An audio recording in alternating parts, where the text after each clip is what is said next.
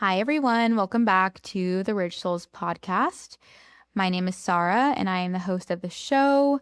Rich Souls is where we bridge both the mystical and the practical. And we do that through conversations with guests and sometimes musings from me, where we explore what it means and what it can look like to infuse our essence into everything that we do, both in work and in general in life. And I have another guest episode for you today with one of my mentors, Tay Lauren, who I think is so amazing. And I'm so excited to introduce my audience to her and to highlight hopefully an aspect of her that you don't often see. Because if you're already plugged into Tay and her co-founder, Claire Olila's community, you know that they often do podcasts together. And in this one, I have just Tay, and we get to shine a light on Tay and all of her magic, which definitely comes out in the episode.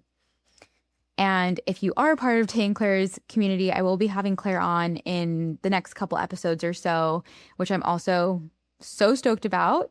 But yeah, for now, we're going to highlight Tay, and it's going to be a good time. So a couple things I wanted to say as a part of Tay's intro.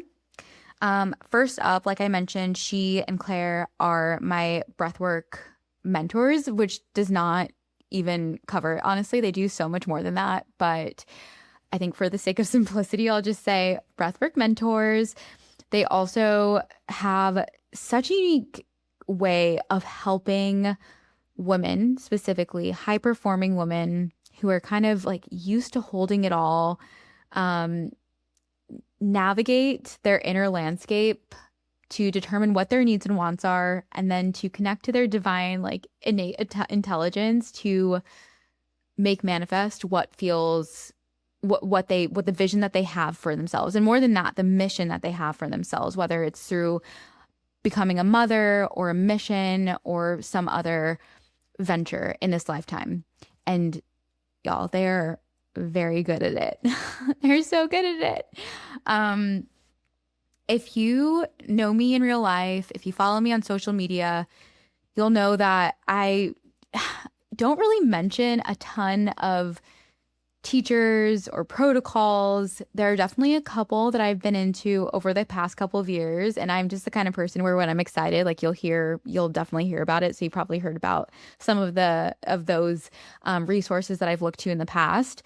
But as I've deepened in my journey and hit over 10 years of doing really intentional conscious development work on myself and supporting others with, I have leaned more and more and more into my value in agency. In today's day and age, I think we can all kind of observe that there's a pattern in social media where people like telling other people what to do, which I think is great. There's a time and place for that. And I have at times loved being told what to do. And as I've changed seasons in my process, I have come back to, and it wasn't an immediate flash, it's been a process of progression to recognizing that I have the capacity to hold all of the answers for myself. And I have that capacity through the way that I treat myself, my relationship with myself, my relationship with my soul, my spirit, with divine intelligence, with extra beings and all of the things, our spiritual teams. That's just what I believe in. And yeah, I've just come to experience that is just becoming more and more true. And that connection to divine intelligence is just compounding with time and experience and implementing and moving through life in that way, that I do have this divine team and this divine calling to bring to life.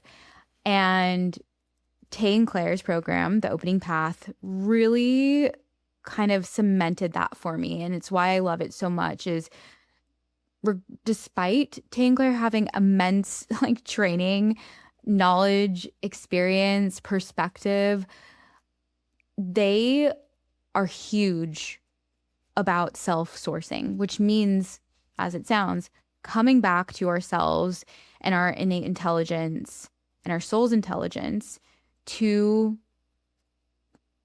carve the path that we're making in life. And I think that's kind of rare. I think it's kind of rare. And so I'm excited to highlight that through Tay. on this episode today. And Tay Lauren is a serial entrepreneur. We talk about both of her businesses and how they kind of came to be. She is a world-class breathwork facilitator and mentor. And she holds this essence that you're seeing in the title of this episode of the Playful Warrior, which is why I just knew that this is what I wanted to highlight about Tay, because it's a part of her essence. And that's something that I like to do with the show and with the guests that I have on, is kind of sense into at least a part of their essence and then shine a light on it in a way that maybe hasn't been done before. And so with Tay, when I first met her, I noticed that she had this badass yet silly personality about her. And it just inspired me so much, because I feel like I've always been playful, like on the inside, but also very serious. Like I've definitely identified with the warrior archetype more often than not. And I have a Substack article on that if you like care to kind of see how far like that warrior archetype has gone for me in the past. But it's that spectrum of like going into play and silly goofiness that I've been expanding into, and that the opening path has really helped me with. And that seeing Tay embody the dichotomy of being a playful warrior has really been nourishing for my spirit, because I see like a fragment of my essence reflected in her. And yeah, we talk about that today, which is just such a skill, I think, or like a talent, or like just such a unique thing to be able to bridge both, right? Because being playful is being silly, goofy, carefree, like going with the flow, spontaneous, while being the warrior is more serious and strategic, and requires discernment and follow through and action. There's fire in it, and there's like strong relations, I think, that come from it too, like needing to effectively communicate with other people about the standards that you've set. And yeah, I think to hold both is just really powerful, which is why I'm working on it, and why I'm so grateful to have met Tay and to have her in my corner, because homegirl's doing it. And the other thing that we talk about and that I love about the opening path is that, and like in general, this is like the whole premise of Rich Souls, or like one of the premises of Rich Souls, is bridging the mystical and the practical, because that is a talent, right? Like we have some people who are all in the mystical and in the magical, and like focusing on the angel numbers and the transits and talking to the angels and all of these beautiful things, beautiful things. And then we have the other spectrum, which is like not really maybe plugged into any divine intelligence consciously, and just like working from the mind, like almost exclusively from the mind actually, and building strategy off of that, and like working on that strategy and treating that almost as like its own form of intelligence.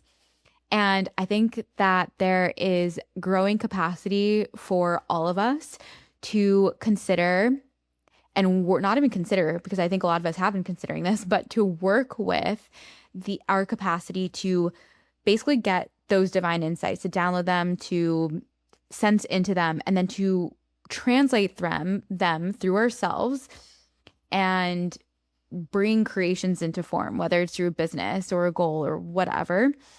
And yeah, I just feel like Tay and Claire are a couple of the voices that do a really, really great job talking about how to actually do that, like how to be plugged in, and then also how to do something with what you're getting when you're plugged in.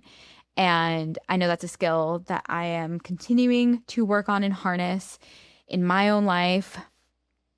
And I have a feeling that so many of you are too, because I just think that's the way that the like human consciousness is going right now, especially if you're somebody who is listening to this. Honestly, like one of the teachers that I really like is Jenna Zoe, and she often talks about how we're all in like these clusters, and I almost imagine it of like these clusters of consciousness essentially. And like if you're listening to this, we are probably in a similar like cluster of consciousness or orbit, and we probably have a lot in common. And I think that's one of the things, that we are people who are figuring out how to harness our gifts so that they can have impact on other people and in the world.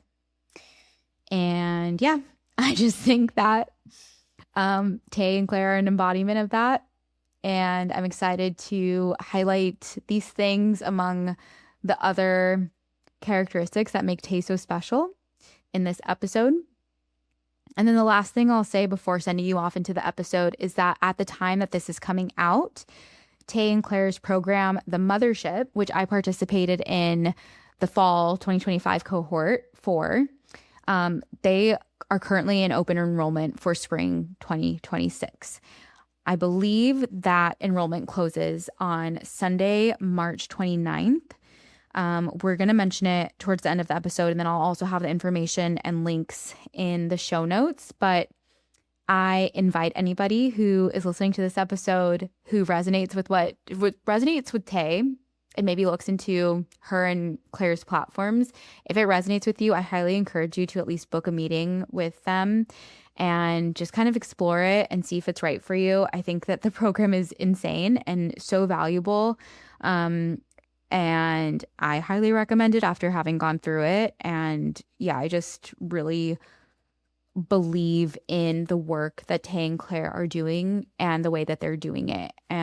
There's a ton of, I think we talk about this in the episode, but there's a lot of like snake oil, I'll call it, in the spiritual industry, potentially like all well-meaning or mostly well-meaning, but there's a lot of noise, just like in any other industry. I actually think I'm going to do a solo episode on this topic, but yeah, there's just a lot of noise. And let me help you like sift through some of that noise and point you to some people that like truly are doing the real things, like truly walking the walk, have just like such strong gifts and are continuously providing impact to their clients and their communities and refining. Like they're in such a process of refinement where they're just getting better and better and better, more dialed and dialed and dialed. And yeah, I just wanted to give essentially that like testimonial because the program's open and it's been really revolutionary for me, and I'm sure it'll be revolutionary for and everybody else who's going to sign up for this next cohort and beyond. And so with that, I'm going to send you into the episode. I hope you enjoy, and you'll hear from me in a couple of seconds. Enjoy. Tay, welcome to the podcast. So excited to be here. Excited to have you too. Okay, so I usually kick things off by sharing with my guests why I wanted them to be on. So I'm going to do a little bit of that now. I obviously have been working with you and Claire, Olila, through your guys' business, The Opening Path, it's called The Opening Path. That's the official name, right? And then specifically through Open Virtual, now The Mothership, which is an amazing rename. And then in other capacities too, like doing open foundations, now exploring the space a little bit. So I've gotten to know you and Claire over the past, I think it's like 6 months, which is kind of crazy, and just gotten to see you in your zone of genius, just making so much magic through these different containers where you both lead high-performing women who have a big vision for themselves, either through their work or through motherhood or in their relationships or in just how they show up for themselves, and really just helping us catalyze these changes so that we can move closer towards those big visions. And I've been on the obviously receiving end of that, and it's been so magical. And I think I'm just really excited to ask questions about you today and hopefully highlight your essence, because I think that you and Claire make this thing together, and you both bring something so beautiful to it that's like very distinctly you. And for you, I really feel the vibe of like the Playful Warrior. And so, yeah, I'm hoping that like to shine a light on that today. That makes me so happy. I love that. And I was thinking too, it's kind of weird not being on a podcast with Claire. And yeah, we basically do all of the ones that we do together for the most part. So I'm really excited just to, because I do think both of us individually, we activate each other and we activate our clients in very different ways, but we're so cohesive with the way that we do business, the way that we do sisterhood, the way that we do life together. So yeah, I'm super stoked just to bring out my essence. Yay. Yeah, I had that thought when I had the idea to ask you both to be on, where I was like, I'm just feeling like I want them to be on separately. And then maybe we do one all together another time. And yeah, I think it'll be special. So yeah, for anybody who already knows Tay and Claire, we're gonna have a another, or I'm gonna have another episode for sure with Claire, and then maybe down the line the three of us. So okay, well, jumping into it, how do you describe what you do and what is your North Star or mission with your work? I think it's really easy to just put labels on what I do. And like the surface level of it is I'm a breathwork facilitator and I support high performing women and activating their mission and expanding their capacity to hold a life that feels deeply fulfilling and expansive for their soul. And on a deeper level, through my experiences, which we'll talk about a little bit later in the podcast, just with my dad passing, is to really support women in forming a direct relationship with higher power and to cultivate a deep connection with their mission on this planet. And what I mean by mission is essentially like their soul's purpose in the world. And what's cool is that those two things often interweave with one another. Like they're not mutually exclusive in my experience and just like in working with hundreds of women over the last few years is that it's often their deepest pain that activates their highest purpose and their highest mission in the world. So, I think my unique purpose is to create the bridge between the two and have a lot of fun doing it. And then what about Ascend mushrooms? Tell us also about your work there. Yeah, so Ascend, I'm drinking my cacao right now. My partner and I have a functional mushroom company together, and we have two different blends, a ceremonial grade matcha and a ceremonial grade cacao, and we infuse both of them with the same medicinal mushrooms. And that kind of came to be by accident. My partner and I were struggling with black mold toxicity when we were living in Dallas, and I felt like an 85-year-old man with dementia when I was in communication with my partner Jack and just trying to like move through the world and I had no idea why. I was going to doctors and basically just begging them to tell me what was wrong with me. And I'm sure that this can be relatable to so many of your listeners of just going to traditional Western medicine and knowing intuitively that something is wrong and being reflected. Nothing's wrong with you. Your blood work looks totally good. And I was kind of just like, that's bullshit. I'm sleeping 8 hours during the day and 12 hours at night. Yeah. So sometimes I was only awake for 4 to 6 hours throughout the day. And I took 3 months off of work. I was absolutely debilitated. I could barely hold a normal conversation.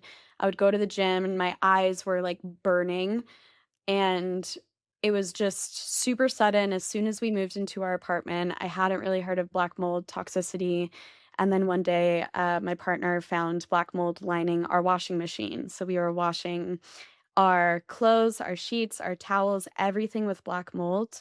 And if you're not familiar, it's a very dangerous neurotoxin that can also be the cause of early cancer diagnosis and hormonal dysfunction and brain dysfunction and so many other things. And there's a huge spectrum to it too. Like I had the absolute peak experience. And so basically, through that process of not knowing what was going on, but knowing my brain was pretty fucked.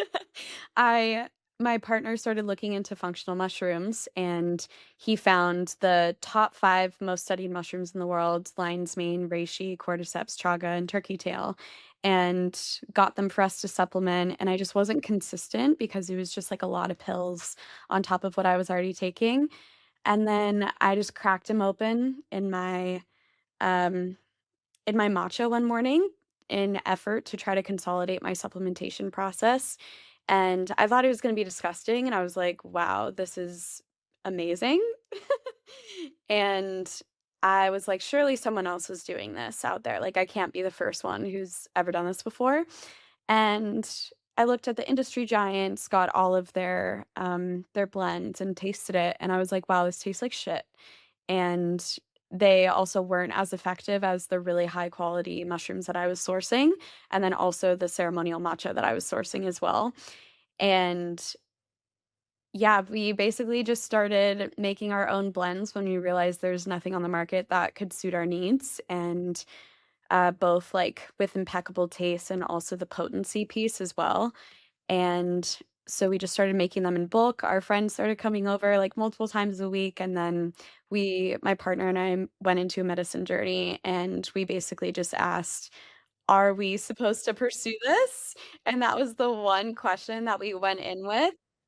And it was so funny because we did, I don't know if I'm allowed to say this, you can cut it out if you Okay. want, but we I did want to an know. acid we did an acid journey, and we literally just, like, painted this painting, and we started painting mushrooms and then a photo of Bend, of the river going through the mushrooms. Yeah, I can send it to you, and it's just, like, such a silly painting, but we were just tripping on acid, had this one question that we went in with, and, we set our intentions before, and we were just painting in conversation, and literally 3 months later, like, almost to the day after that journey, we had signed a lease and were living in Bend. And the answer that came through in that journey was, this is something that you need to pursue. So, all of that being said, the last 3 years now since moving to Bend has been a journey of catalyzing two very different businesses, even though they kind of have like the essence of their mission is kind of similar, because Ascend's mission is to create a platform for healing and transformation, and it's gonna be so much more than just, like, mushroom blends in the future, but right now, we really wanna focus on building the foundation, and there's gonna be ways that the opening path and Ascend weave in the future, and so that's really exciting, but, yeah, the last 3 years have really just been building 2 very soul-aligned businesses and missions at once, which has been a fucking journey with my best friend and my partner. Yeah. I know. Oh my gosh, that's crazy. Okay, so on that note, we're gonna go out of order with my questions here because it just fits perfectly. And I have so many thoughts on the mold and all that too, but I'm gonna contain myself. Yeah, half I of mean, US households have black mold in it, so get tested and like get your home tested, get your body tested. The standard tests that most doctors give like do not work. Um, but yeah, happy to provide resources, but it's definitely like people can normalize these symptoms that aren't, it's like, oh, I brain fog, or oh, that's just like they can adapt it as part of their personality, when it's like, no, it's just this external toxin that's like creeping in and slowly affecting your health. So, highly recommended to get that checked.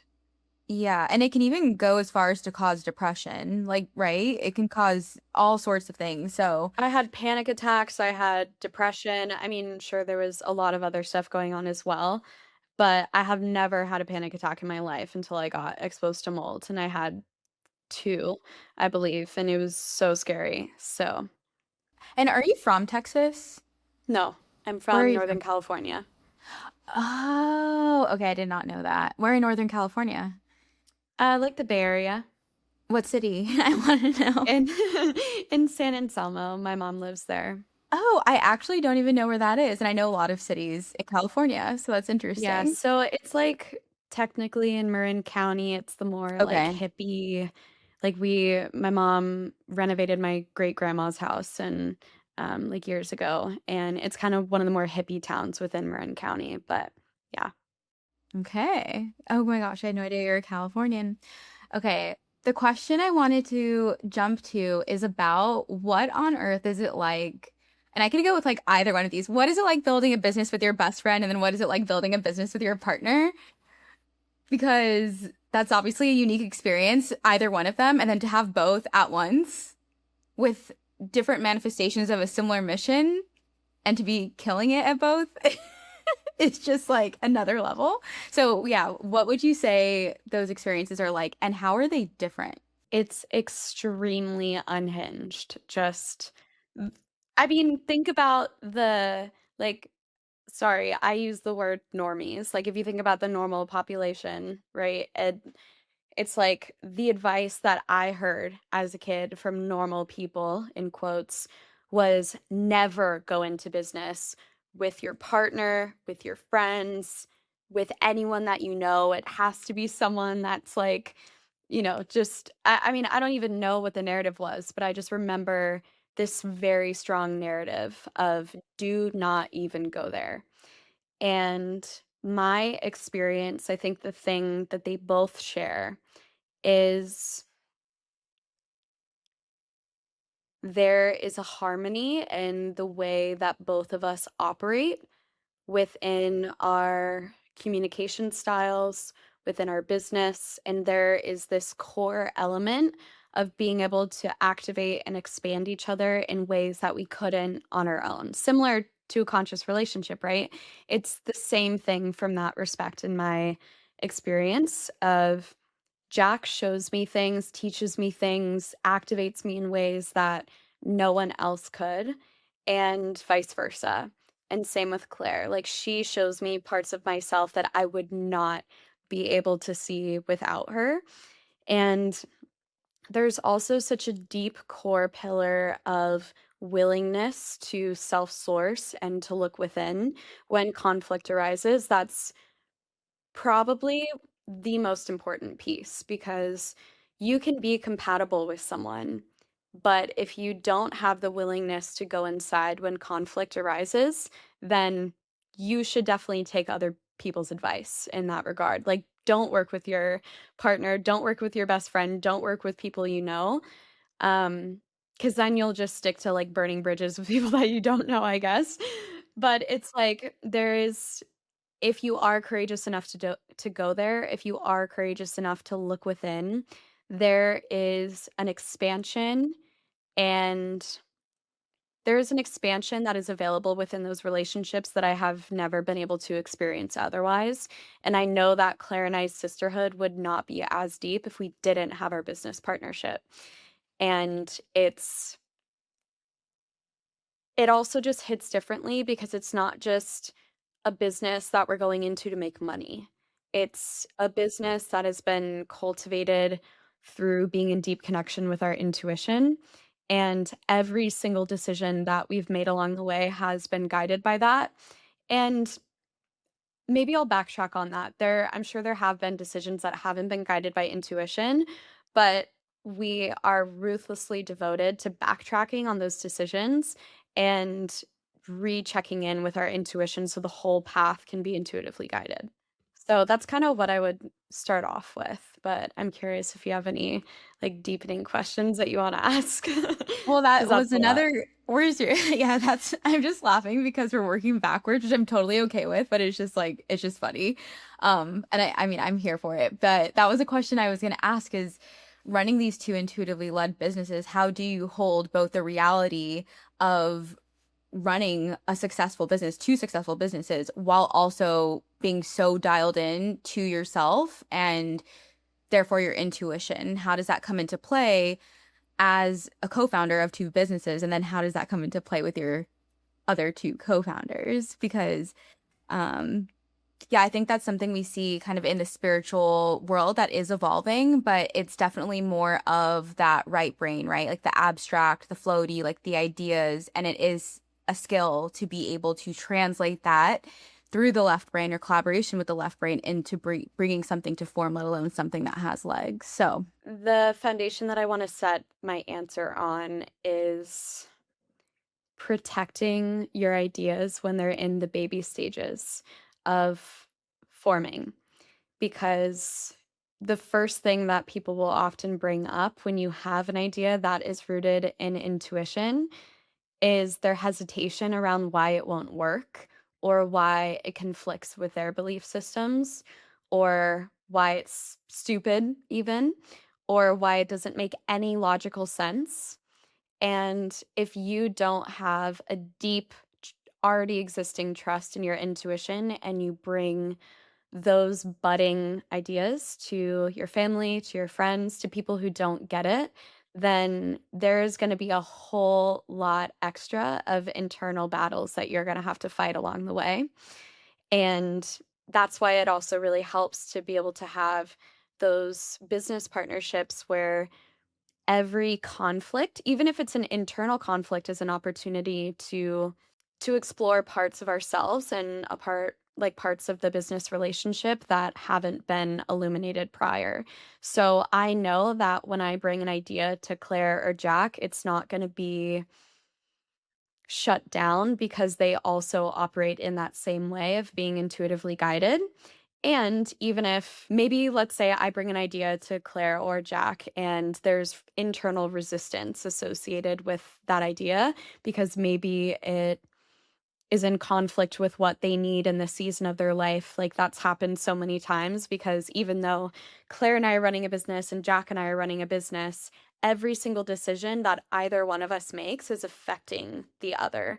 And so there have been like a huge conflict that we've moved through is essentially just me feeling like I'm in the middle of both of them. Like if there have been situations where I have something intuitive that comes through that I want to implement in one of the businesses and it affects the other business, and then I hear one of them being like, well, that conflicts with what I need from you in this business. And then I feel like I have felt in the past like I'm in the middle of divorced parents, but not in a toxic way, but just in like feeling like I have the visual that I get is like a rope tied around me and then ropes attached to both of them and they're pulling me in different directions and I'm like the moderator of the experience, but it's taught me so much about collaboration and creating win-win scenarios for everyone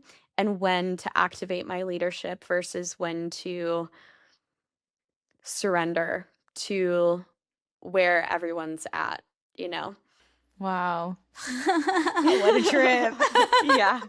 I think that's the most important piece is being able to have safety within the business partnerships that you do have, and then being courageous enough, because it is a courageous act to protect those ideas from potentially being judged or contorted by other people. Because from that place, if you don't already have that established relationship with your intuition, then that becomes your opportunity to build it.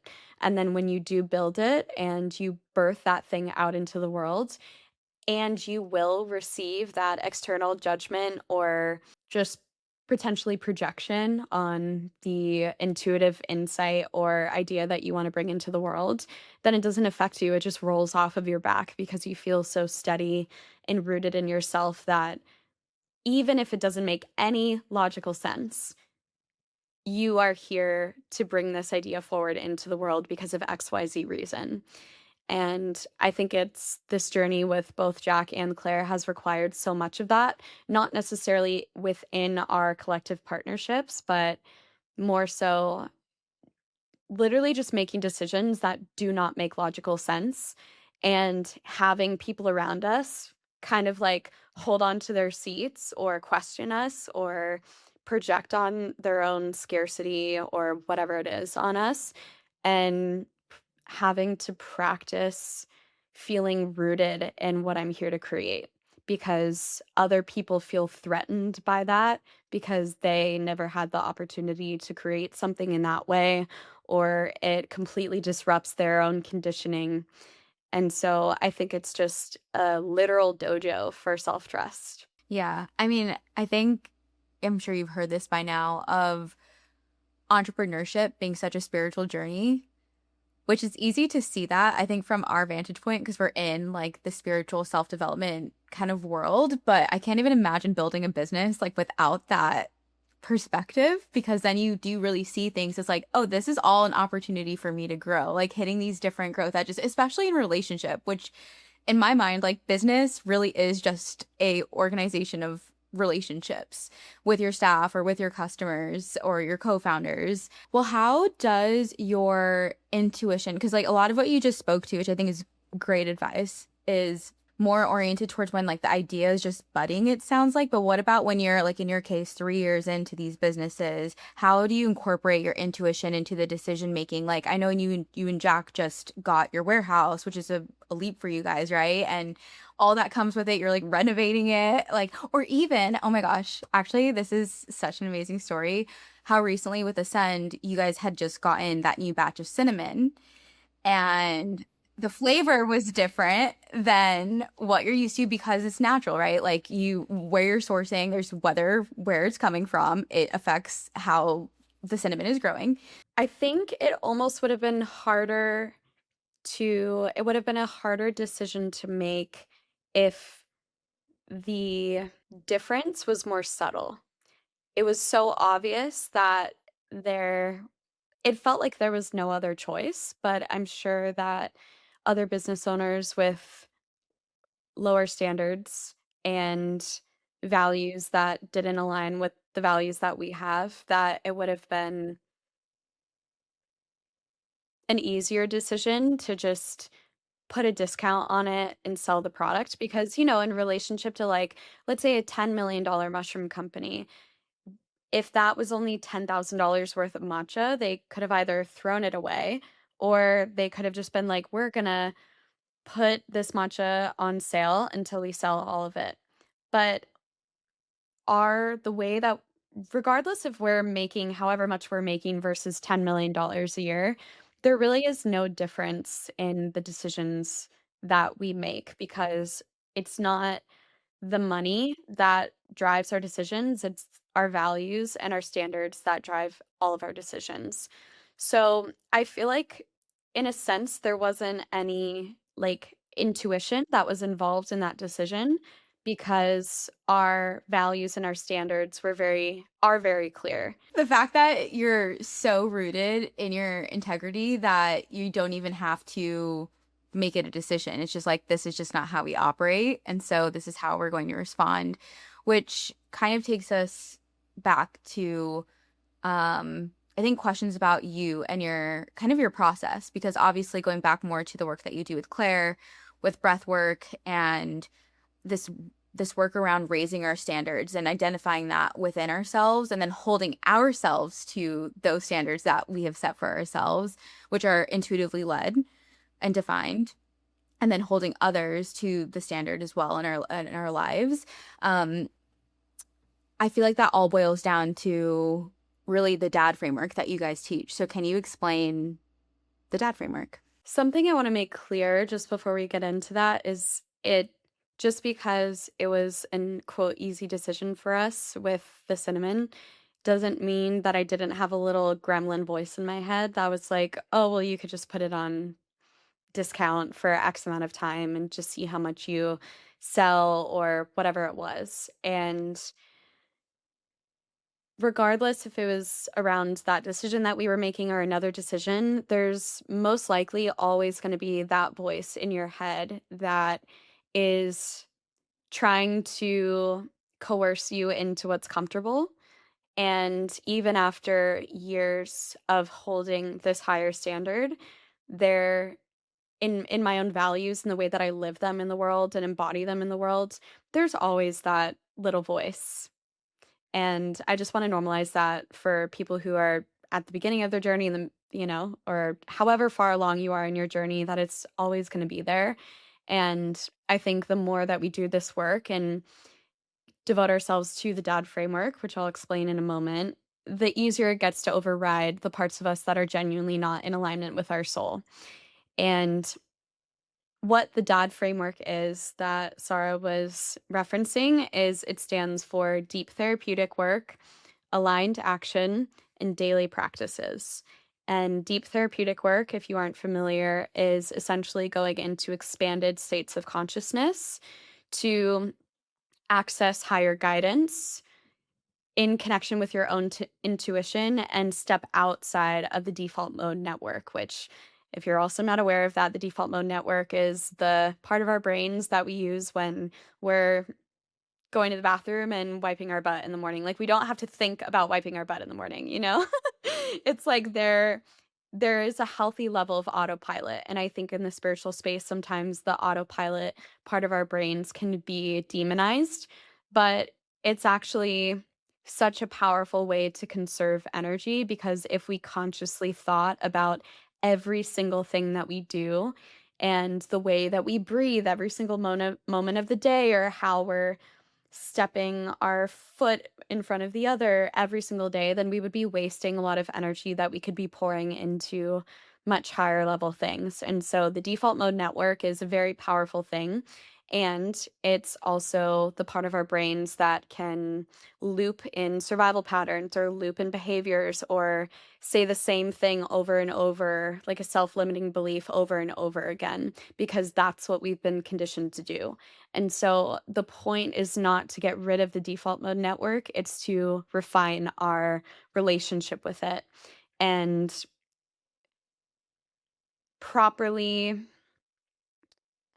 discern the difference between when our brains are operating from a state of survival and static and tension, and when our brains are operating from a state of deep clarity and connection with spirit or higher power or God or whatever you resonate with.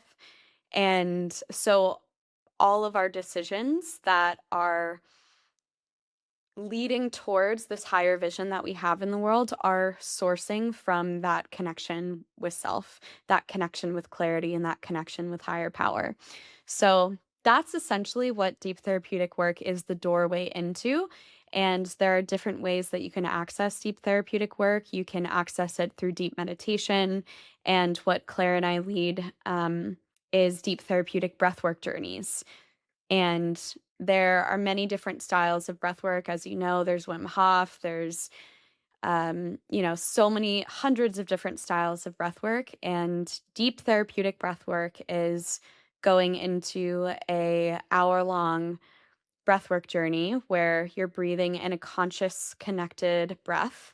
And through that conscious, connected breath, you breathe yourself into an expanded state of consciousness where you can not only connect with your intuition, but you can also release physical, emotional, mental, and spiritual tension that has been weighing on your capacity to pour conscious attention into what you want to create in the world.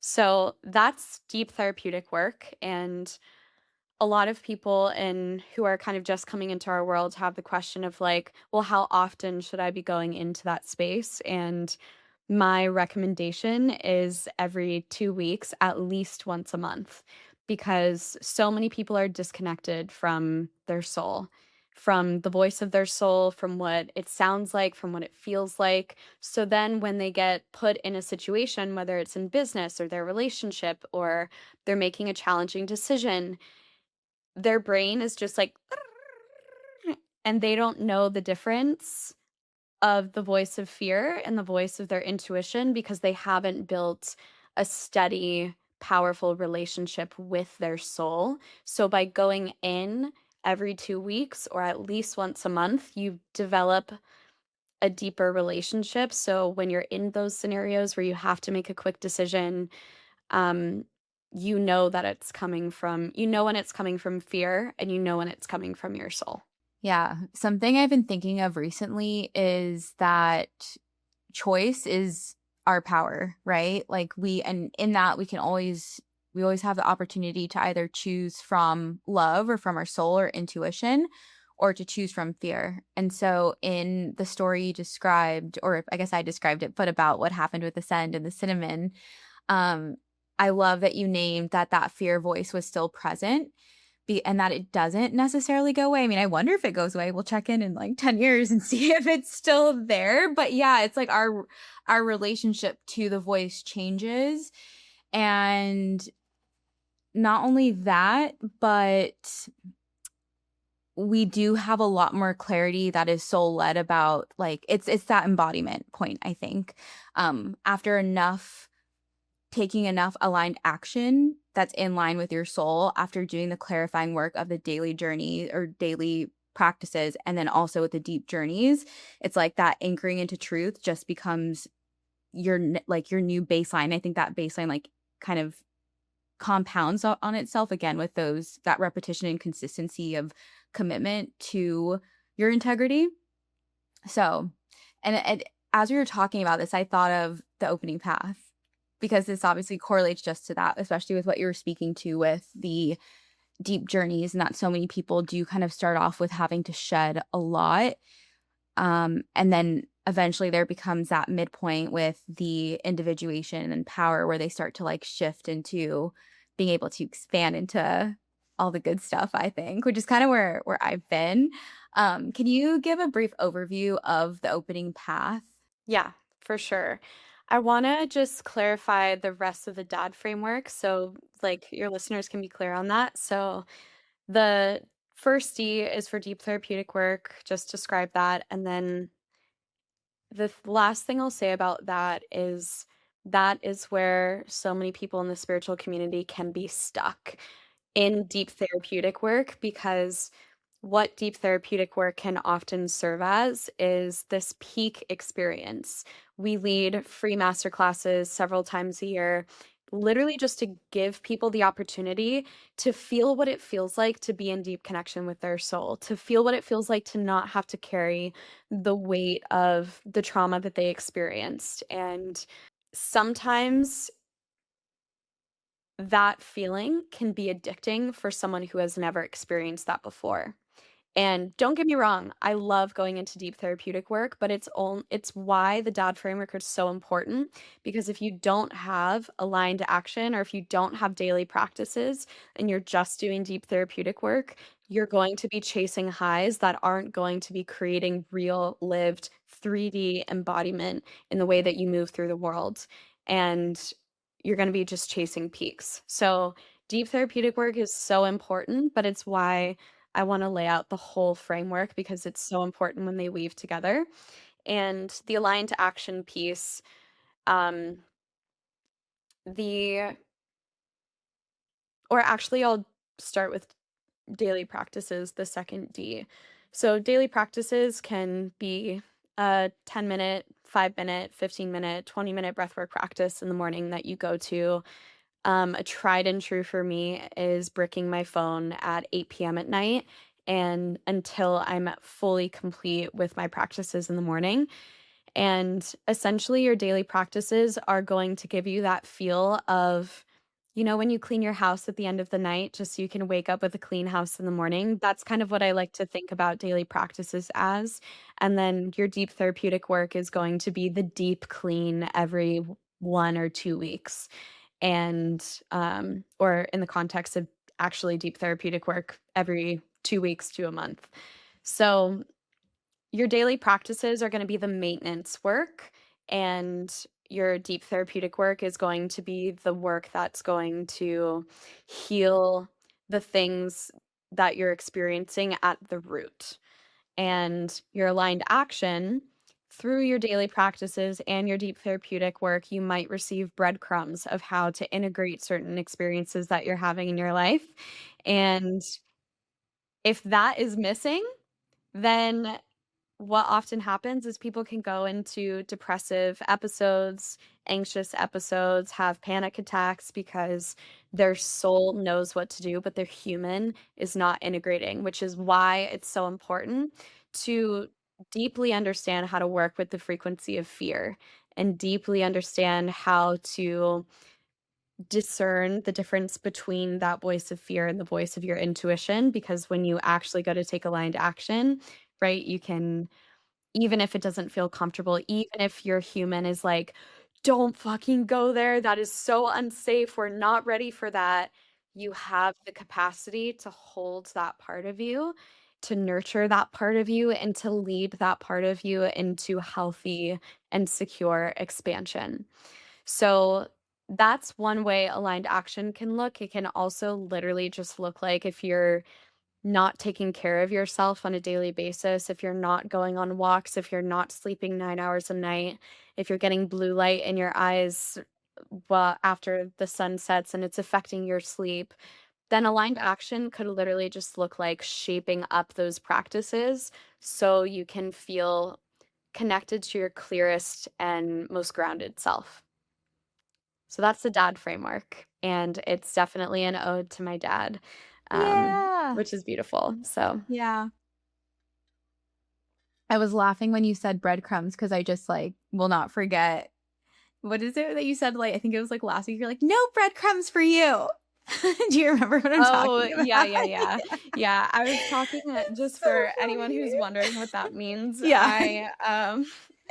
My intuition, everyone's intuition works differently. It's, in my experience, a deeply powerful technology that is so unique to every individual on the planet.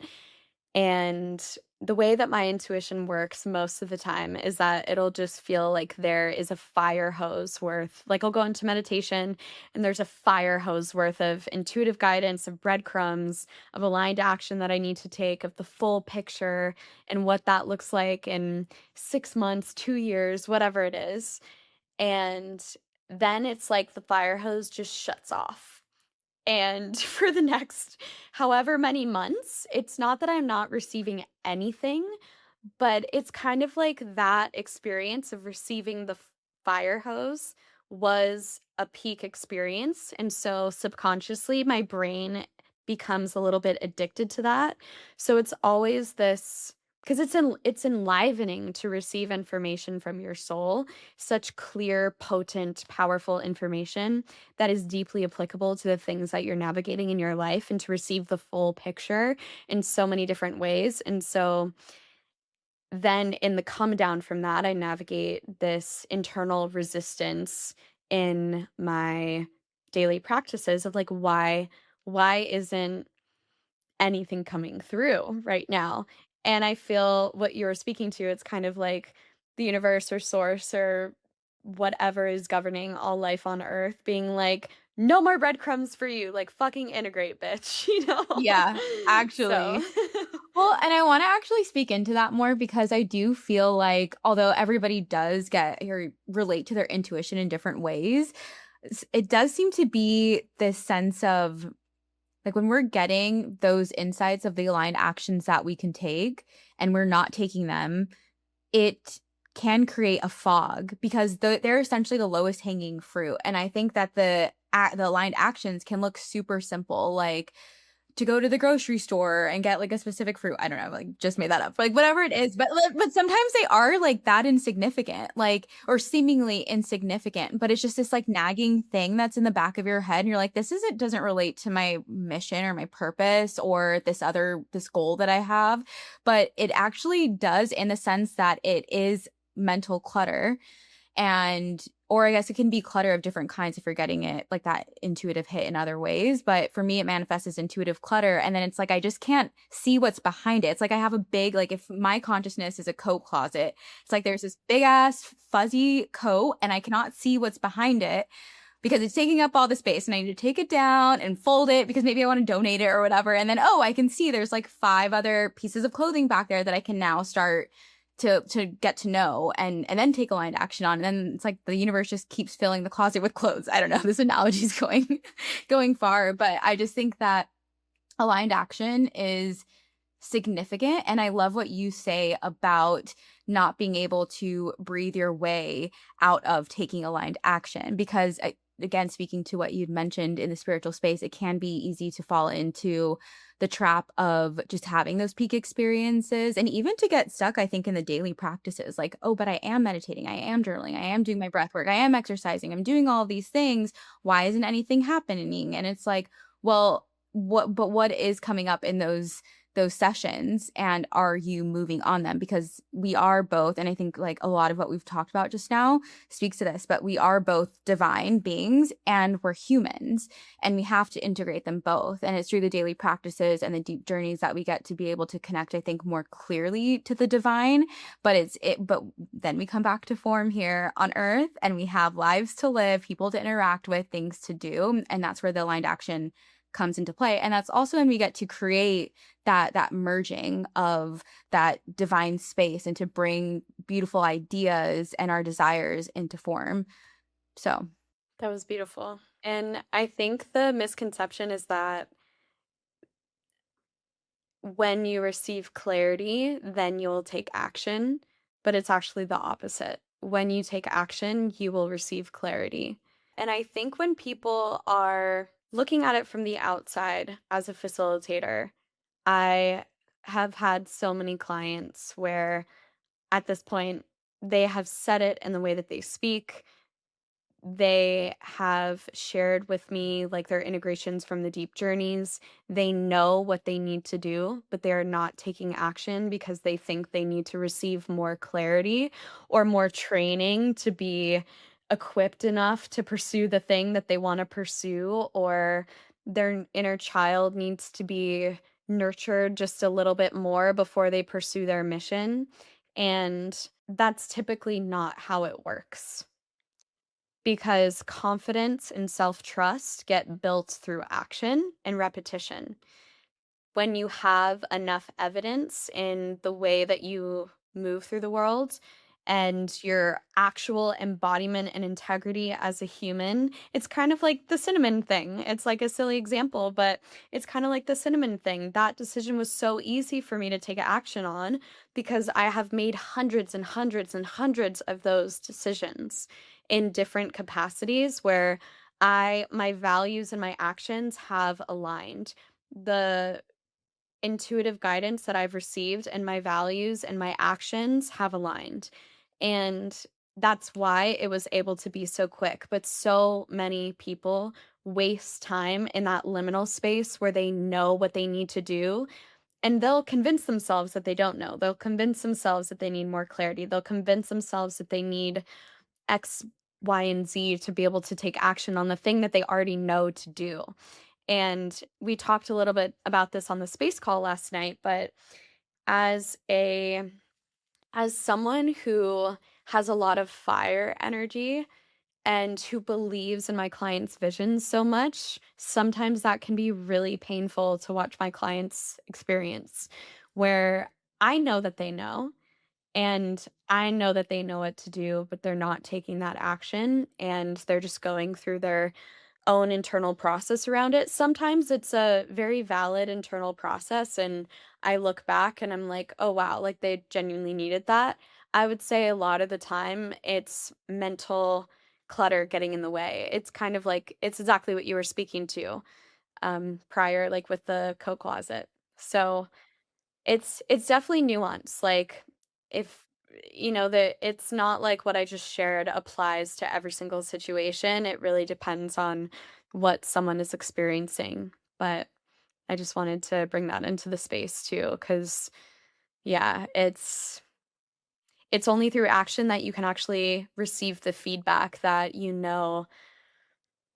that will inform future decisions and experiences. Because if you have nothing to reference, or if you don't have much to reference in relationship to the aligned action that you're taking, then you're going to continue to stay in that stuck state where you don't know what to do, or like you can always pivot, go back, and then take another direction. And I think that's also underestimated too.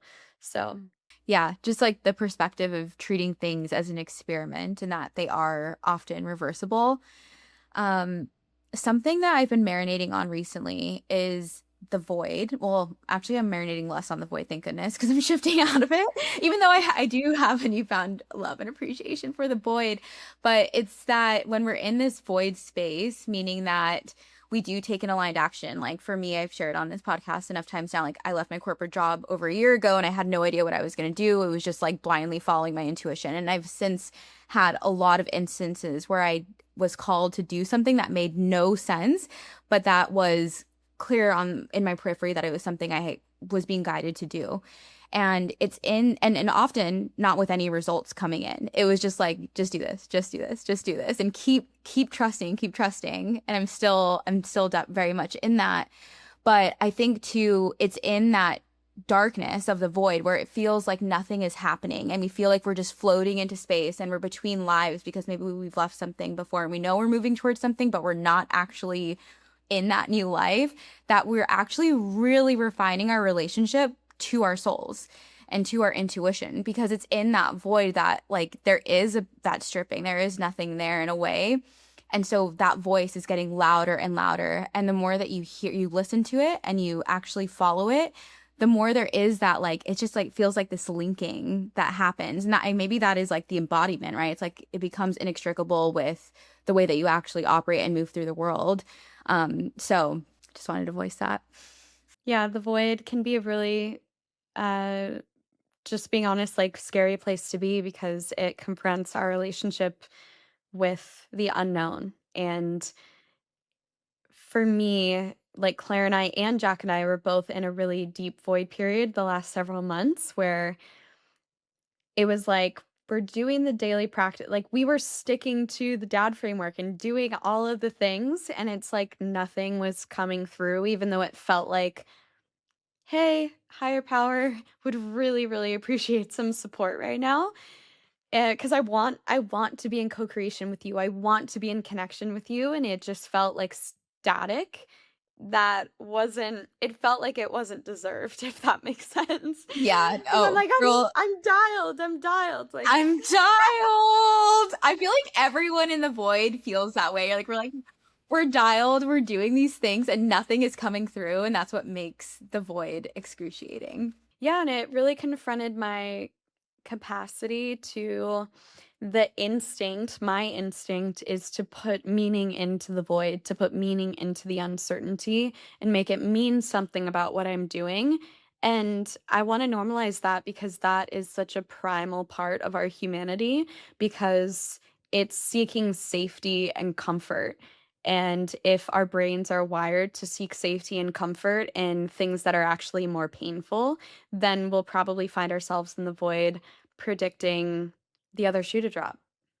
And when you spend your time in the void looping that the other shoe is going to drop, not only is the void teaching you how to rewire safety back into your system and to put neutrality into the void, because yeah, you could put positivity into the void, but is that another like spiritual escapism as well too? Like it's like cuz you could hope and hope and hope that something is going to work out, and it's coming from this clinging to a certain reality versus the void is asking you to surrender, to open, and to actually put nothing into it, and to be in this childlike curiosity around what is possible, because there are a million different things that are possible within the void.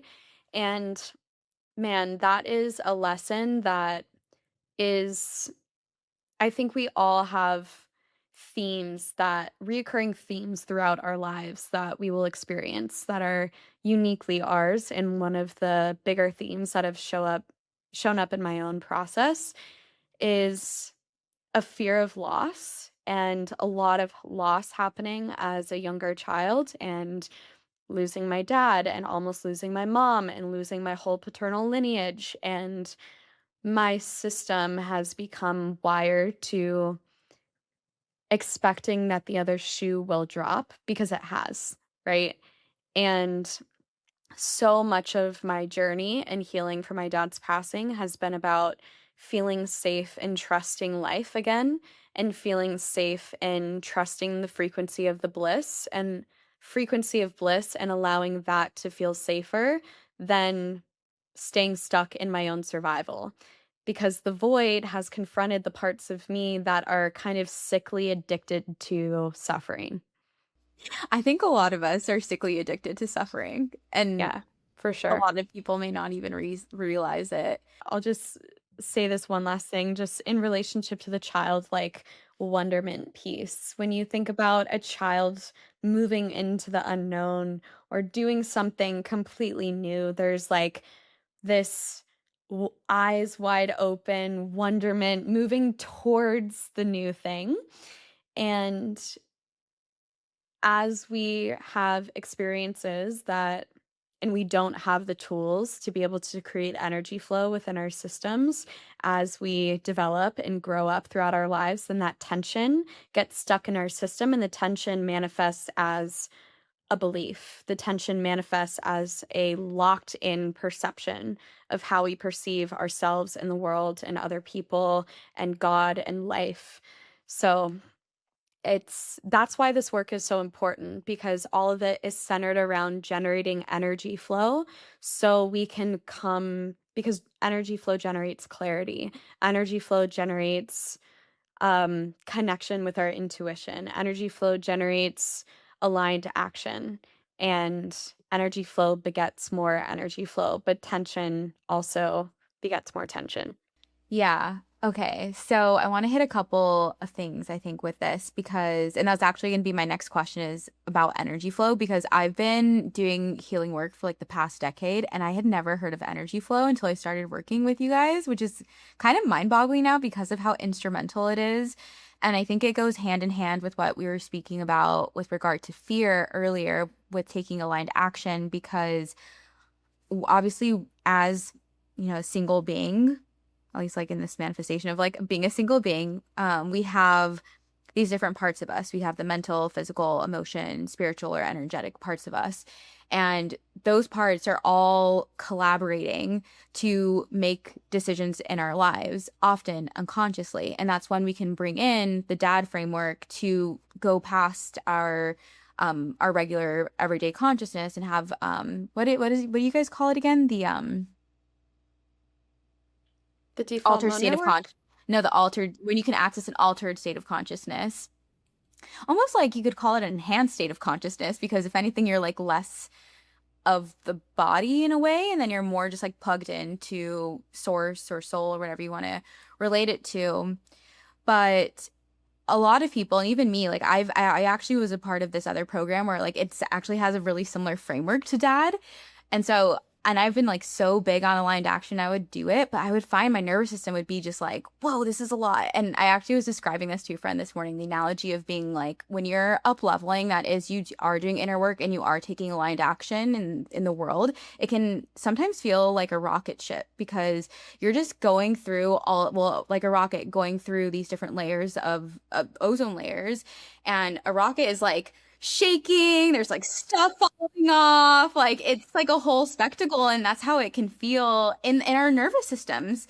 Um, and a lot of that I think is because we have these limiting beliefs and that are also stored in our muscles, that can feel like fear. And when we're taking aligned action despite the fear, we're really like we're triggering ourselves without doing a lot of the inner work. But I also feel like integration of limiting beliefs or rather expanding beyond limiting beliefs and layers is both an inner process and an outer process. Like we can do like some internal limiting belief like work to tweak it, but we also affirm the new beliefs and move away from the limiting beliefs through our actions. And so, anyway, I want to bring this all back to energy flow and fear because it's like the fear is mentally, physically, emotionally, spiritually contracting. It makes us feel small, it makes us feel separate, and it disconnects us, I think, from the vision that we're given. And it's through energy flow that we're able to create spaciousness in our bodies and in our field so that we can more freely move forward in often blind faith. So, can you speak to energy flow? The point is not to never go into fear. And the point of this work is to never go beyond, is not to never go beyond your window of tolerance. And that statement can or may trigger those of us who use this work in a very subconscious way to fix how we feel.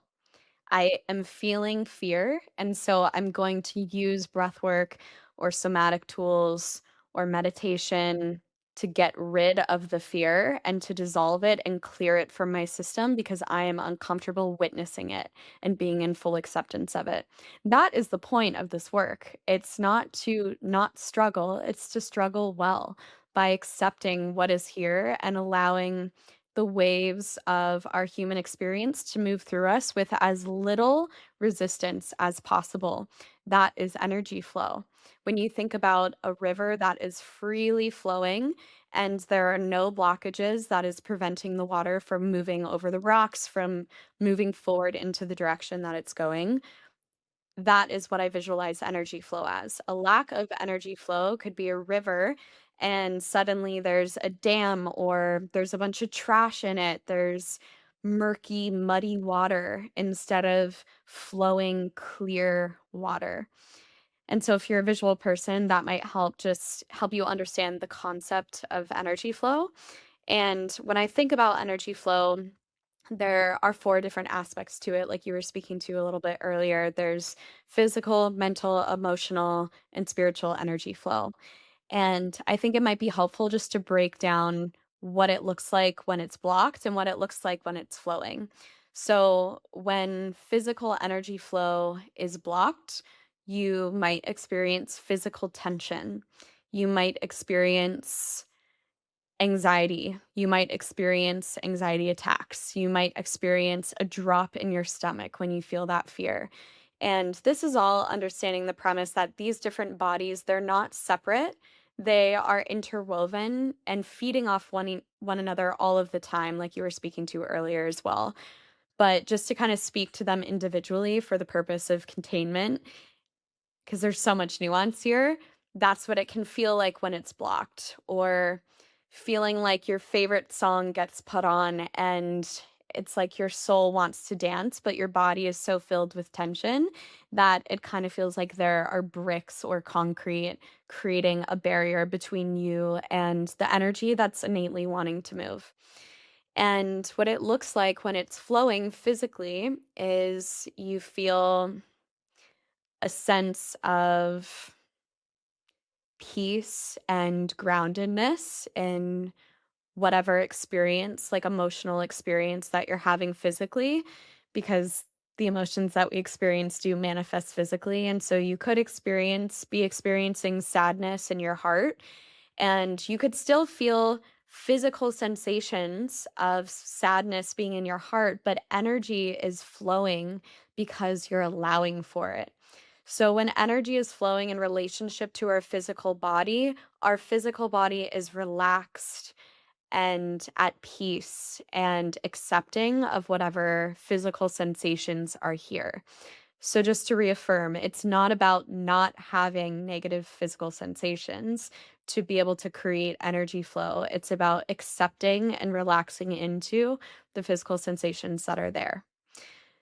And with mental energy flow, when that's blocked, there's so much here, but anxiety, depression, OCD, PTSD, and a concrete example that I have of this is we have a client that came to one of our in-person immersions, and I might get the timeline wrong, but it was something like 2 weeks before the immersion, she was diagnosed with OCD. And she came into the journey space. We went into deep therapeutic work, we went into daily practices, and we entered a 3-month container with one another. And she had a really big journey, and a huge part of her journey was releasing physical tension the entire time. And sometimes when people go into deep therapeutic work, there can be kind of an expectation of, I want to receive all this intuitive guidance. I want to connect with my guides or my ancestors or my higher self. And there can be this attachment to that, and that working through tension isn't productive. The entire journey, she was working through physical tension. But the result of that after the journey, she essentially got undiagnosed with OCD. Yeah. And OCD is a mental phenomenon, but it got resolved by working with the level of the physical body, which is crazy and so like obvious when you think about it. Like it makes so much sense, but that's like, because I think like when people hear me say, oh, mental blockage of energy flow can look like OCD, it can be like, okay, well, what does that actually mean? That's exactly what it means. And when it's flowing, we can see reality as it is without gripping or running away from. So, the way that I like to think about OCD from a more like visual perspective is that OCD feels like a clinging. There's like a huge clinging energy of wanting to control everything, whether it's physical objects or life or people. And anxiety is a running, and it's an avoidance. I see the threat and I want to fucking run from it. And then OCD is like, I see the threat and I want to control it so I can feel safe in my body. And so when energy flow is flowing mentally, we can feel at peace with what is without wanting to cling on to it and control it or run away. And we can simply just relax in what is and allow our emotions, our experiences, our thoughts to flow through us.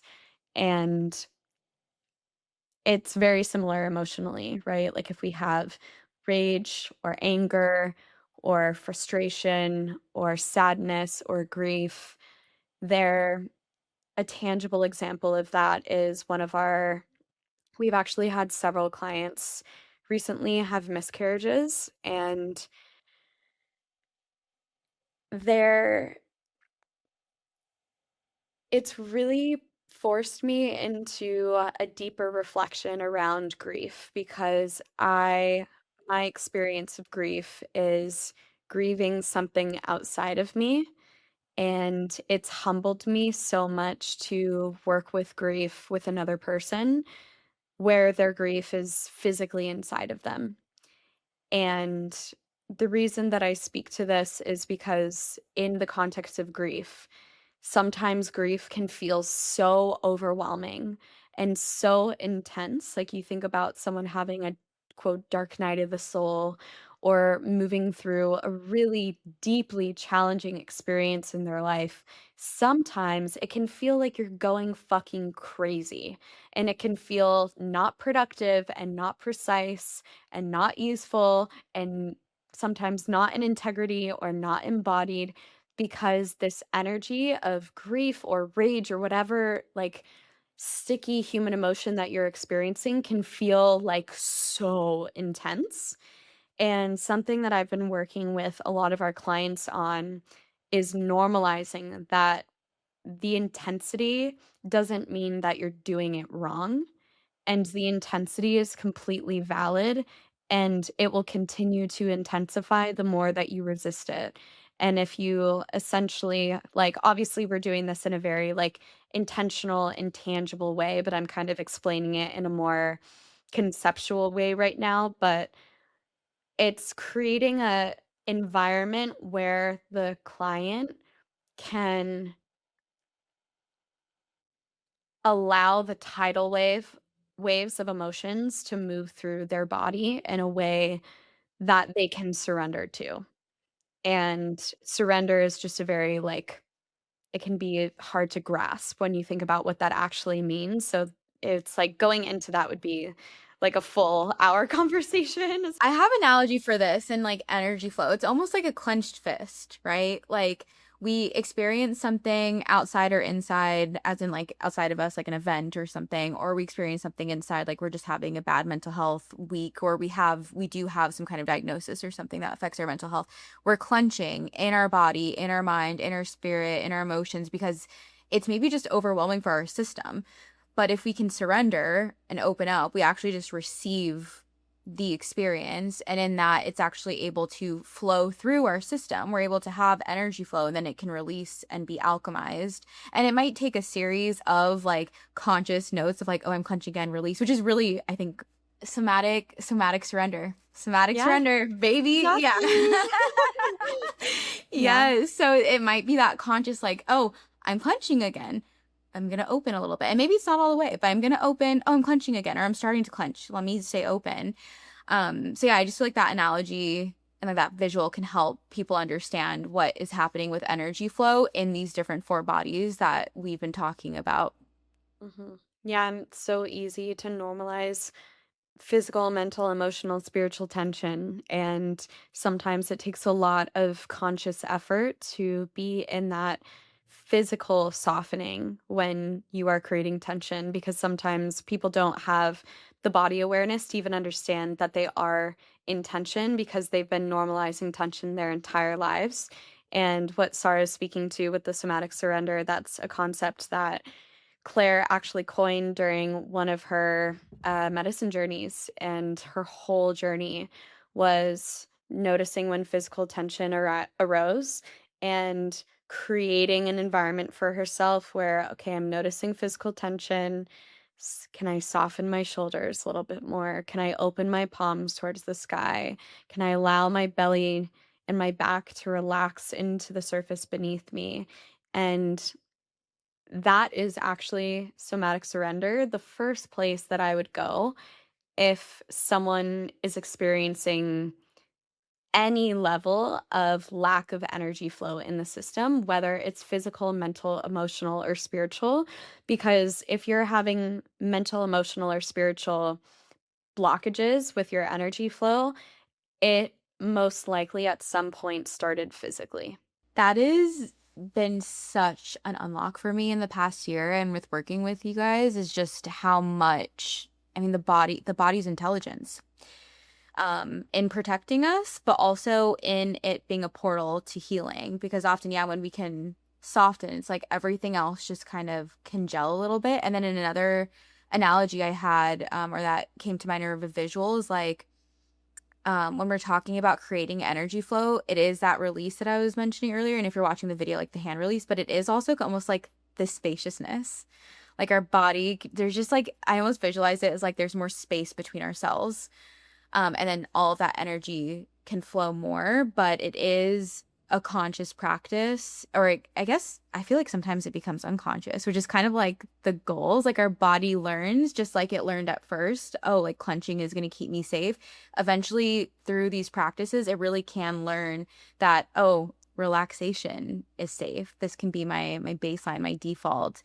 And then that creates room for us to widen our spectrum of experience, even in terms of just like, I mean, honestly, in all of the bodies, but like, especially what I'm working with lately is emotions of like, oh, like so many of us we have normalized struggle or anxiety or even just being neutral and like accepting. And it's like, oh, there's this whole other part of the spectrum of emotion of like bliss and joy and peace and play that we get to access. But it is a matter of expanding our capacity. And we do that through working on these different bodies. And I think, yeah, starting with the physical. Yeah, and shout out to all the people that are doing fighting the good fight as far as learning how to feel safe in bliss, because not even, let's take out bliss. Let's learning how to feel safe in relaxation. Relaxation is the most vulnerable thing that you can possibly step into, because on a if I'm speaking from that part of me that genuinely feels that, relaxation is a state of being open to whatever presents itself to me.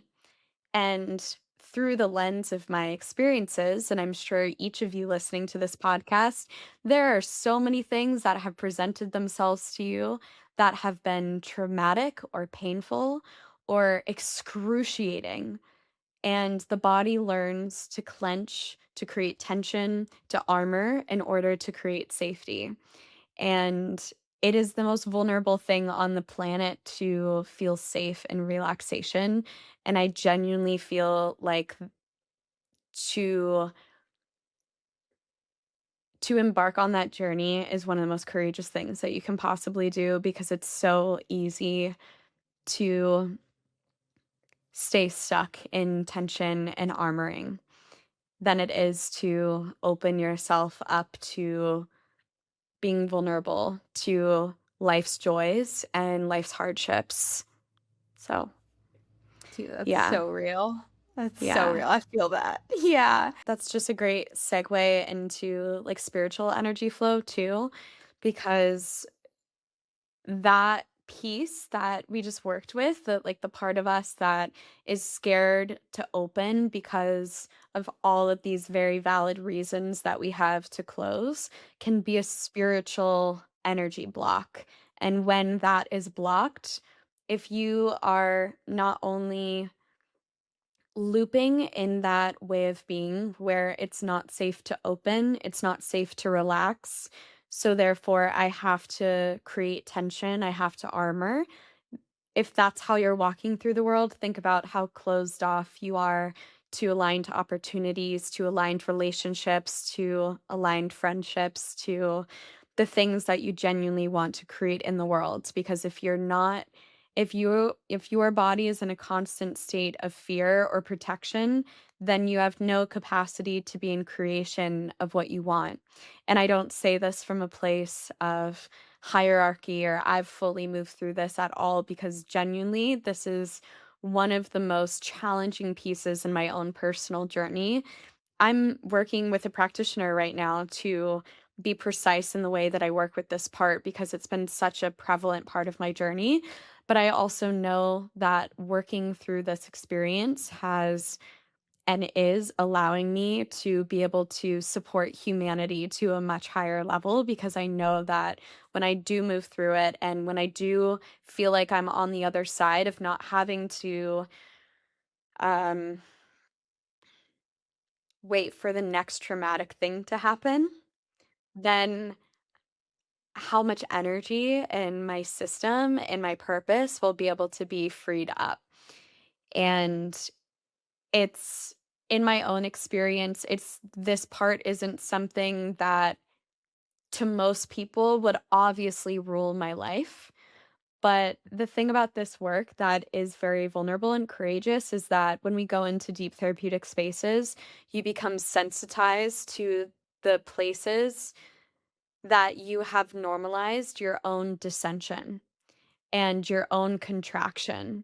And what I have learned with this specific part is I have minimized how much it's actually playing a role in the default thought or the default decision or the default physical reaction that I have in my body, and how much energy I have spent in my lifetime to, even though I have the tools to work with it, right? It's like the core part of my being that doesn't feel safe in life.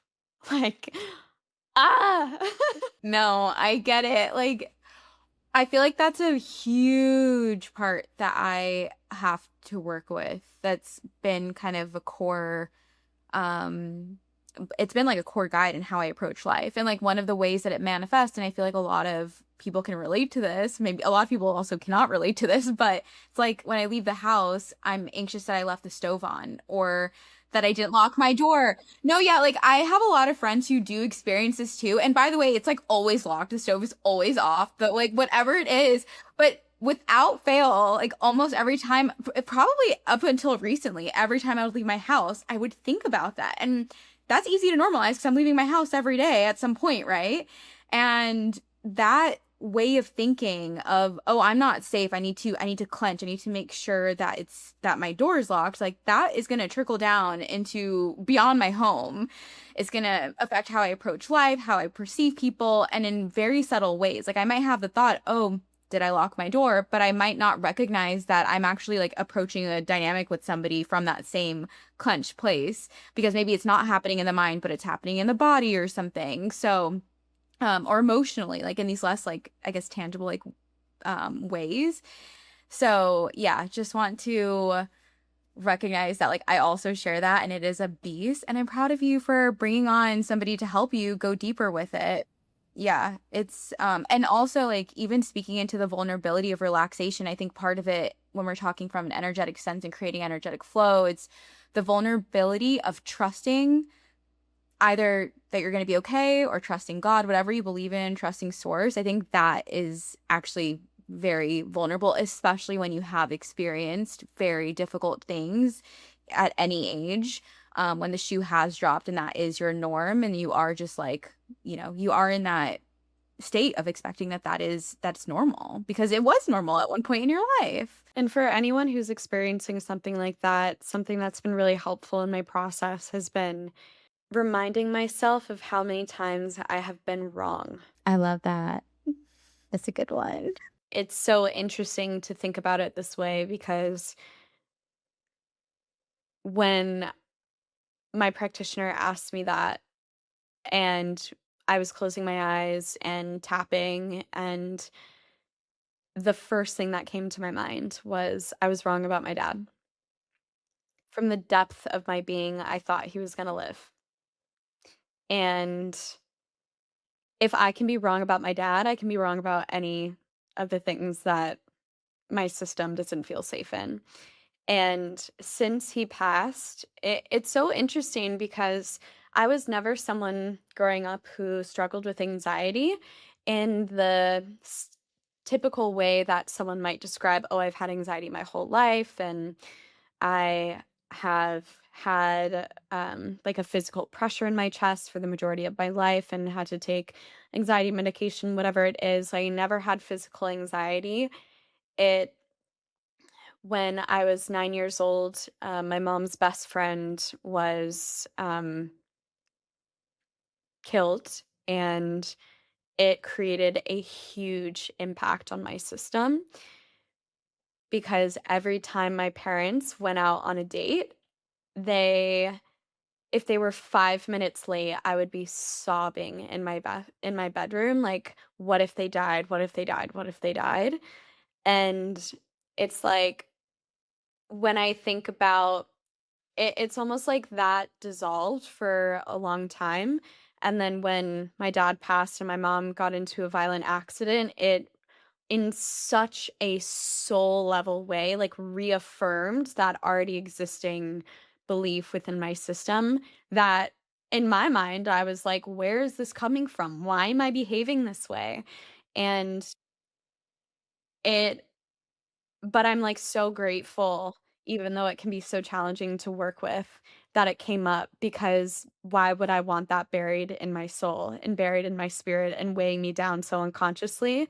So all of these experiences, like, brought it up to the surface, and I'm so grateful for the mentor like, I have had nonstop mentorship for the last 15 years, basically, and the last 6 years have primarily essentially been working with this part, and I just sometimes we have to remind ourselves of the fact that our developing years are so like, they are very impactful on our psyches, and we can be adults, and we can kind of be righteous in our own healing process about, "Why hasn't this healed yet? I've spent X amount of money, X amount of time, X amount of resources, X amount of energy wanting to heal this, and it still hasn't healed."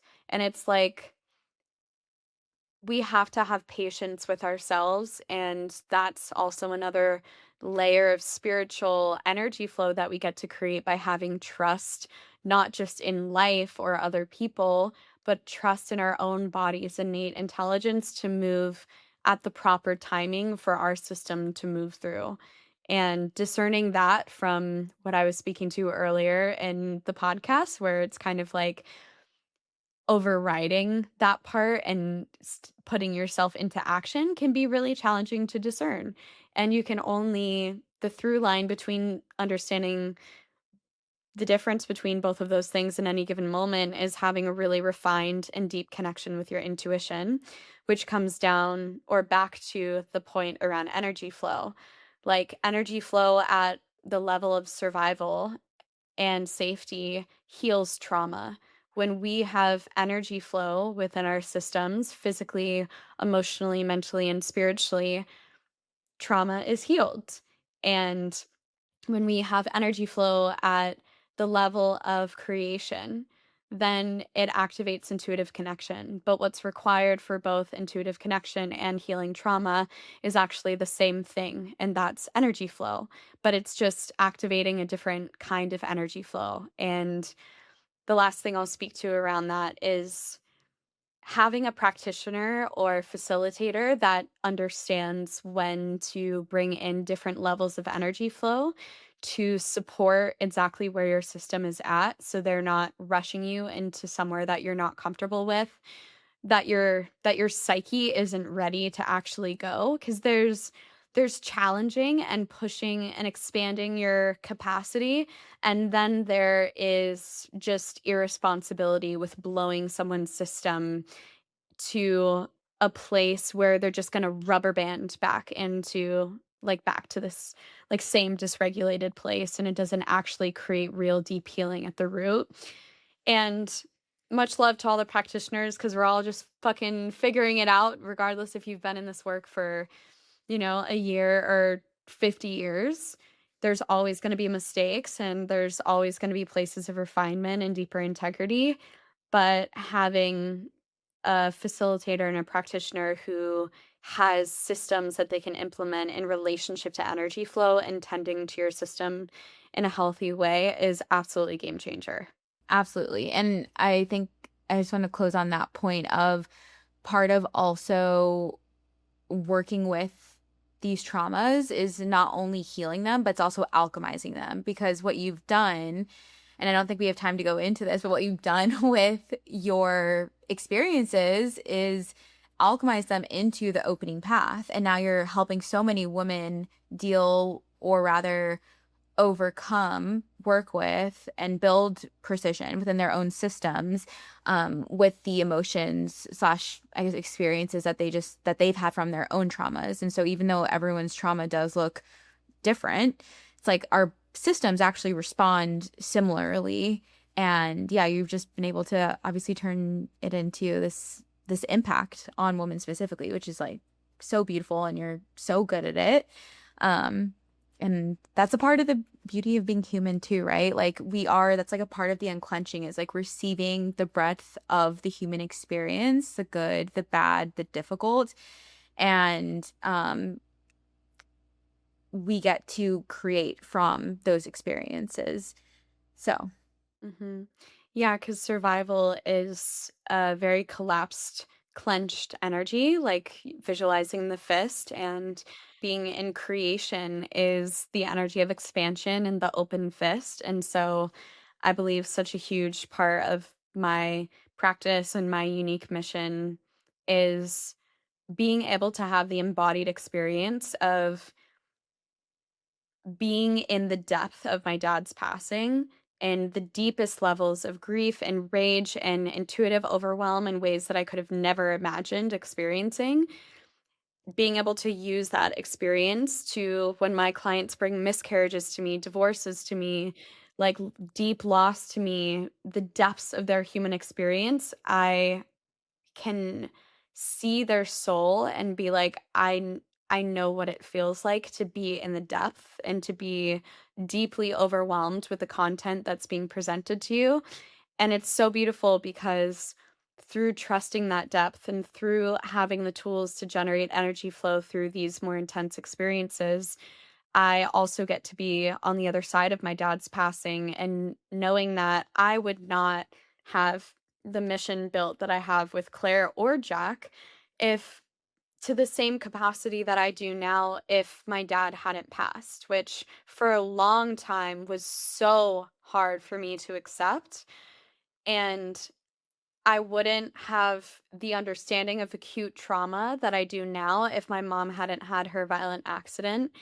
And I also wouldn't have the deep understanding of learning how to feel safe in life again after both acute trauma and long term trauma if I hadn't gone through any of that. And it's like, my greatest desire for our clients and for humanity is to be a pillar of I may not have a deeply embodied purpose in the world. I may not have a conscious, loving relationship. I may not have connected relationships with the woman around me, but I hope that the way that I move through the world and my process of literally not having any of that and consciously building all of these different areas of my life, I get to be a pillar of possibility for other women, but also like a pillar of humanity and humility too, because I am not perfect to any capacity. Have I'm still fighting the good fight in so many different areas and navigating my own internal battles and continuously wanting to expand my capacity for bliss and expansion and play and which is like so core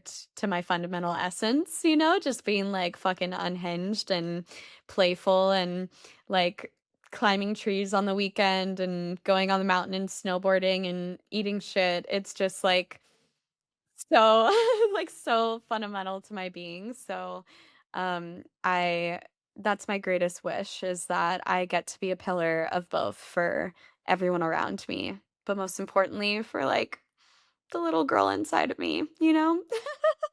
I know, I know. And yeah, and I think that is like the option that we have to strive for. We can either do this work from a point of I need to fix this, I need to make this go away, or it can be from I can hold it all and I can work with it and I can alchemize it and create from it and yeah, like nourish the inner child that has hurt from the very things that we're now building from as adults. Yeah. And So know when to lead her and be like, sis, here's where we're going. No more fucking around. yeah, and like I know you're scared, but we can do it. And like I've got you. Let's go. Exactly. Yeah. Okay. Well, we're almost at time. It's so funny because I had a question I wanted to ask you about like holding intensity and play at the same time. And I'm like, I feel like you'd be so good to answer that. Do you want to rapid fire it really quick before we go into our closing questions? Okay. How would you describe holding, yeah, intensity and play at the same time? They are absolutely crucial for one another. Like the way that I live my life is if I was constantly in play, then I would lack the depth that is required for spiritual growth. And if I lacked play, then I'm just going to be swallowed by my own intensity. And Facts. when I think about what I'm experiencing right now in the season of my life, there is intensity. There life is lifing. There are external circumstances that are stressful. And sometimes I have moments where I'm like, fuck, holding and running two businesses is a lot. And what I do is it can be really easy for me to schedule in a meeting and to show up and to be fully there. And sometimes what's not easy is to go to the fucking mountain during winter or to go on a 6-mile hike and just be fully in my body or put on a few songs and just start dancing and moving my body intuitively. But my advice to anyone who's deeply in the intensity is some of the like oldest traditions and like shamanic practices, when someone is depressed in the culture, they ask them, when was the last time you danced? When was the last time you sang? When was the last time? Yeah. And, the last 2 weeks, I've gone to the mountain. I've climbed a tree spontaneously, just being on a walk and just like reveled in just my childlike desires. And yeah, my advice to anyone who's experiencing a lot of intensity would be to create space for that like it's a work meeting. And not with the sense of obligation, but from a sense of like priority and ruthless devotion to creating space to be in connection with the child within you who is always asking for your attention and your love and your care. Because the more that you dismiss her or him, like the more hardened you'll become and life starts feeling a lot less magical. And it's like we do have the capacity to move through challenging experiences when we are connected to that child within us and when we're connected to our soul. So that's what I would say. Love it. Okay, well, we're gonna move into closing questions. Thank you so much for being on. Um, kind of touched on this a little bit, but I want to hear how you'd surmise this again. How do you describe your essence and the essence that you bring to the world? The playful warrior. Playful warrior. I nailed it. Hell yeah. You did. Well, it's interesting because Claire and I did a mystery school last year with our mentors. And I think if I heard what I'm about to say 2 years ago, I would have been like, what the fuck? That is so woo woo. But I'm so grateful for our mentors because I would literally never trust anyone else to guide me through an experience like this. Our mentor, Hello Weston, she channels star beings. And um, one of the star beings that she channels is Sirius B, which is a star constellation. And I felt so she would essentially lead like journeys that were channelings through like with in collaboration with the star being. And I connected so heavily with Sirius B. And the main descriptor for Sirius B is the Playful Warrior. And when I found that out, I was like, yo, I feel like so many questions have been answered. And it was just so validating because, like, a reassurance that I can trust the energy that I'm drawn to. And when I do, like, the energy that I'm drawn to is just a mirror to what my soul already kind of embodies. So it's, yeah, you fucking nailed it. Well, and the last thing I want to say on that too is just that I have identified for so long with the warrior archetype. And I think like that even unhealthy manifestation of it in my younger years. And it was so expansive for me to see just like that you have that warrior vibe, but also that you have such a levity to you and you're so playful and fun and you like hula hoop and like I'm like thinking of that like the story you recently posted where Jack's in the background just like chilling and then you're like hula hooping with your like light up hula hoop and I'm like that's just his norm. It's just so funny and yeah that we can hold both intensity and play and that they are so complementary to each other. So I love how you just spoke to that. But yeah, I'm just grateful to be able to like see like what that can actually look like because frankly, I don't think I see that a ton in the world. It's like it kind of seems like either or, at least with what I've been exposed to. And so I'm grateful to have you like in my orbit and to see the medicine of both and how they can healthily combine. So thank you for doing what you do. Well, thank you for validating that because it was a journey to embrace that part of myself fully and just trust my unique medicine that I bring into the world. And Oh, it's, yeah. yeah. So thank you. You're welcome. All right. Well, where can people find and work with you? You can find me through Instagram at Tay Lauren Co. TayLaurenCo.